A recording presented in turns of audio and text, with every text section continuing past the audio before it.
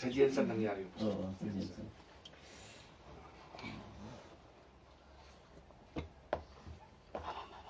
Okay tayo, Pastor. Ma. Ang ako lang, Pastor, yun. Kung tao sa puso mo na na-let go na yun, yung sa foundation mo. Wala akong problema. Kasi ang sa akin lang, iisip ko lang talaga kung paano tayo makapag-conduct ng ministry na hindi tayo questionable sa government. Ibig sabihin, kung kailangan natin ng permit, mag-present tayo ng legal entity. Eh, Pastor, yung minister natin, yun. Pwede. Hope of Glory. Oo. Giregister mo yan ng hindi foundation, non-profit, Pastor. Oo, Yung non-profit ministry. naman talaga yan. Oh, yung Non-profit ministry lang, yun. Pastor. Oo. Kahit bukas mareregister yan, sabi ng mga elders. Wala kayong problema. Tapos na. Tapos na. Funding, sino magku-question sa inyo? Okay. 50 years nilang pinaplansya yan. Nakakarating sa inyo, 50 years. Grabe. Tanda pa kay Kling. Tay, Tanda pa kay sa trouble. akin. 50 years. Tay, Tatlong taon pa lang si trouble. Brother Red no, 5 years. So, Chocolate. ilan taon? Oh, bago makarating sa akin, yung 50 years. Oh. Wala akong problema, wala akong sa akin lang na yun nga, legality lang. Kasi we need to hindi ko nga dinesire talaga na mag-create ng ministries or ministry. Dahil nga sabi ko, pwede naman akong mag-submit sa isang ministry. Kung legal entity lang, may sasalo naman sa akin. No, pwede na yun. Tuntog ako. Yun ang ministry ni si Arep. Nasyak ako kung paano magmakawa si Pastor Jeff. Nung hindi pa sa Pastor, Na tayo. kalalagayan nila. Na tayo. Yung pang komento na kumakalaksin yung piso, kumakandal yung anak niya. Ikaw. Wala Na. binigyan daw na 10. Bilis lang daw yung ilalim ng kama.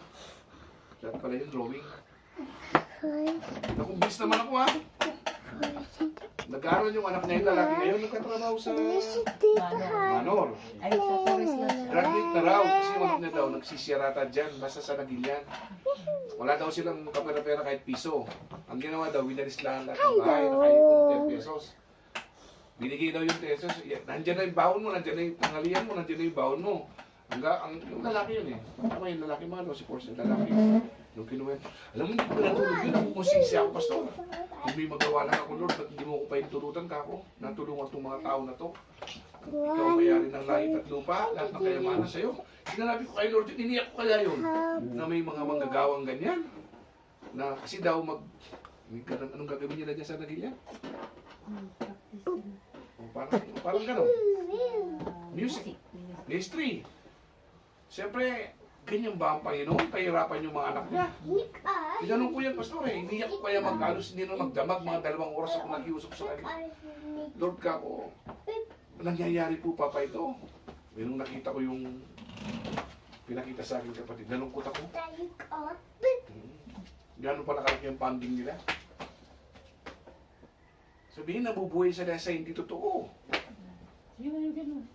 Kung may funding kang ganun, Pastor, hindi na ano. Kung sana lumalaki, pwede. Kung pipito lang kayo, naggaganon-ganon doon, talagay ko, Pastor, kahit ako, hindi ako Diyos naman Diyos, pwede ko siyang magusga. Kung sana meron kang mga ini-evangelize, kasi gumagamit ka na ng pamasahe, gumagamit ka na ng mga leaflet, pwede. Pero yung rason mo, yung radyo, di naman makikinig yan yung hindi Christian, di naman maintindihan. Subukan mong i-switch, mangaral ka, Pastor, kung sino makikinig sa'yo. Ito yun. Hindi sinabi na, okay, totoo ang Panginoon, sinasabi niya ang Panginoon. Kaya nga sinabi niyang go eh. Hindi sinabing stay eh. Kapag stay, manood ka lang. Kasi darating na may TV, may computer. Kaya sinabi ng Panginoon, lumabas kayo. Paano? Gumawa kayo from Judea. Ang Judea,